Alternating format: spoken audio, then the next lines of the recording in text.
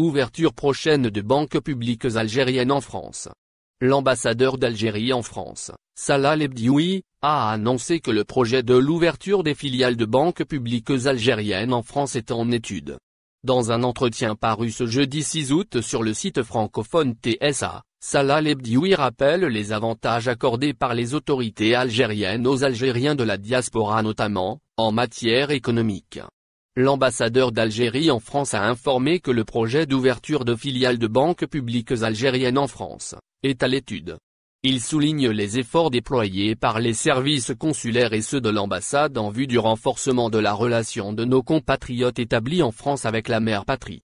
Salah Lebdioui a déclaré qu'outre la modernisation de l'administration consulaire avec notamment l'introduction du numérique et de l'administration électronique pour mieux prendre en charge la gestion consulaire de nos ressortissants, les efforts de notre réseau consulaire en France, conjugués à ceux de l'ambassade, sont, sans cesse, déployés a-t-il indiqué.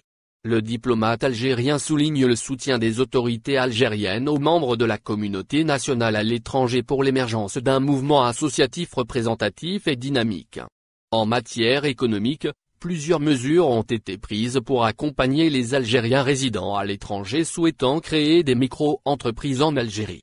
Dans ce cadre, Lebdioui explique que les Algériens de la diaspora bénéficient au même titre que les nationaux résidents des avantages du Code des investissements, de l'accès aux différents dispositifs de promotion immobilière, rappelle-t-il. Pour l'ambassadeur d'Algérie en France, l'implication des compétences algériennes de la diaspora, dans la relance économique, est sérieusement prise en considération par les autorités algériennes, avec les nouvelles orientations économiques et politiques. Selon lui, la nomination d'un conseiller auprès du président de la République chargé du mouvement associatif et de la communauté nationale à l'étranger en est une parfaite illustration qui s'ajoute à bien d'autres, nomination de compétences parmi la diaspora à la présidence de l'Agence nationale de sécurité sanitaire, création d'un portail en ligne dédié à l'enregistrement d'experts algériens à l'étranger dans la perspective de leur intégration à l'effort national visant le développement du pays. L'avant-projet de la Constitution qui abrogerait l'article 63 excluant les binationaux de la gestion des affaires publiques.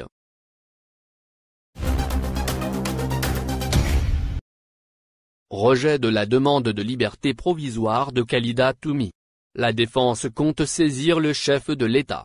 La chambre d'accusation de la Cour suprême a statué, hier après-midi, pour le maintien en détention provisoire de l'ex-ministre de la Culture, Khalida Toumi. Elle a appuyé, de ce fait, la décision du conseiller instructeur en titre de la même juridiction, qui a décidé, il y a quelques jours, de prolonger sa détention provisoire de 4 mois supplémentaires, pour les besoins de l'enquête. Selon l'avocat de l'ex-ministre de la Culture, Meboudj Maha Guechir, la chambre d'accusation n'a pas le droit de valider la décision de prolongation de sa détention préventive au-delà d'une période de 8 mois, car elle est poursuivie dans le cadre d'un délit. Et dans ce cas de figure, la détention provisoire ne doit pas excéder cette période. Khalida Toumi est depuis 1 mois en prison, de manière illégale. C'est une violation de l'article 125 du Code de procédure pénale. Et d'ajouter, nous allons saisir le président de la République en tant que premier magistrat du pays sur cette violation de la loi et l'interpeller sur le fonctionnement de la justice qui perd chaque jour davantage sa crédibilité.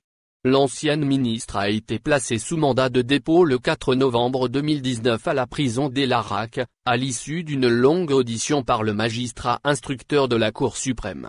Elle est poursuivie pour dilapidation de deniers publics, abus de fonction et octroi d'indus privilèges. L'enquête préliminaire s'est intéressée à l'ensemble des actes de gestion de la ministre entre 2002 et 2014. Et particulièrement aux frais d'organisation de 2 événements culturels sous la présidence d'Abdelaziz Bouteflika. À savoir, le festival panafricain en 2009 et Tlemcen, capitale de la culture islamique, en 2011. Les enquêteurs ont estimé que les coûts de ces événements sont élevés. Mais ce qu'il faut savoir c'est qu'ils revêtaient un caractère très particulier. Ce sont des initiatives politiques pour redorer le blason du pays qui ont été entreprises sur instruction du président de la République et avec le quitus du Conseil des ministres. Il fallait notamment payer les billets d'avion et les frais d'hébergement des participants des pays africains pauvres, explique Meboudj Maha Guechir. La défense de l'ex-ministre de la Culture se plaint, en outre, de la lenteur des investigations judiciaires. En 9 mois, Khalida Toumi n'a été entendue qu'une seule fois. L'instruction est au point mort. Ce qui rend encore plus intolérable son maintien en prison, estime son avocat. La justice prend au sérieux sa nouvelle affaire. Ali Haddad et les lobbyistes américains. Condamné 2 fois pour corruption, l'homme d'affaires Ali Haddad risque d'être poursuivi dans une nouvelle affaire. Un média américain révèle que l'ancien président du Forum des chefs d'entreprise a engagé les services d'une société de lobbying américaine pour faire pression sur les autorités algériennes. Le parquet d'Alger ouvre une enquête et la défense du concerné dément. Jusqu'à la fin de la semaine dernière, l'information rapportée par un journal américain en ligne, qui ne fait pas autorité, était perçue plutôt comme un fait divers. Mais le parquet d'Alger, qui n'est pas prompt à réagir à toutes les informations paraissant dans les médias, a rendu public un communiqué. Suite aux informations relayées par certains titres nationaux au sujet d'un contrat conclu par des représentants du prévenu Haddad Ali avec une société américaine d'un montant de 10 millions de dollars, et en application des dispositions de l'article 11 du Code de procédure pénale, le parquet général près la cour d'Alger informe l'opinion publique de l'ouverture d'une enquête préliminaire sur cette affaire pour déterminer les circonstances de conclusion de ce marché et en définir le véritable objectif, indique le document qui semble plutôt donner du crédit à l'information. Dans les faits, le journal américain Foreign Lobby rapportait la semaine dernière que l'homme d'affaires, condamné à 8 ans de prison ferme dans des affaires de corruption, a signé, le 26 juillet dernier, un contrat d'un montant de 10 millions de dollars avec Sonoran Policy Group, une firme de lobbying fondée par Robert Strick, qui a occupé le poste de conseiller du président américain Donald Trump lors de sa campagne présidentielle en 2016. Ce contrat porte sur la fourniture des services de conseil aux entreprises et aux particuliers ainsi que d'autres services sur une base convenue, selon Foreign Lobby. Étant en prison, Ali Haddad a dû compter sur une dame pour signer, à Paris, un contrat en son nom. Le média américain évoque une certaine Sabrina Bin, principale conseillère d'Ali Haddad comme étant celle qui a apposé sa signature au bas du contrat. Il s'agit pour la justice, désormais, de savoir comment la liaison est établie entre le détenu, qui croupit à la prison d'El Arak, et sa conseillère qui se trouve à Paris. Les autorités sont d'autant plus inquiètes que les Américains évoquent une volonté de l'homme d'affaires de faire pression sur les autorités algériennes en utilisant les liens de l'influenceur américain avec les autorités de son pays. Je soupçonne que, parce que le nouveau régime algérien est relativement faible, et parce qu'ils vont à un moment donné chercher à s'attirer les faveurs des États-Unis, l'objectif d'Ali Haddad serait de s'attirer les faveurs des Américains les plus puissants afin que son sort soit inclus dans la conversation avec l'Algérie sur la suite des événements, explique William Lawrence, un ancien diplomate américain, cité par le même média. Si les procès sont vus comme équitables, il n'y aura même pas de discussion.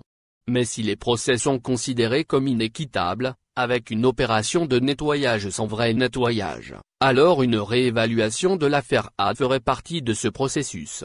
Et je pense que c'est ce qu'Haddad espère, a ajouté M. Lawrence. Du côté de la défense d'Ali Haddad, on préfère minimiser l'affaire. Interrogé, Khaled Bourayou plaide l'ignorance de l'affaire. Je ne pense pas qu'Ali Haddad ait fait cette démarche, a répondu l'avocat.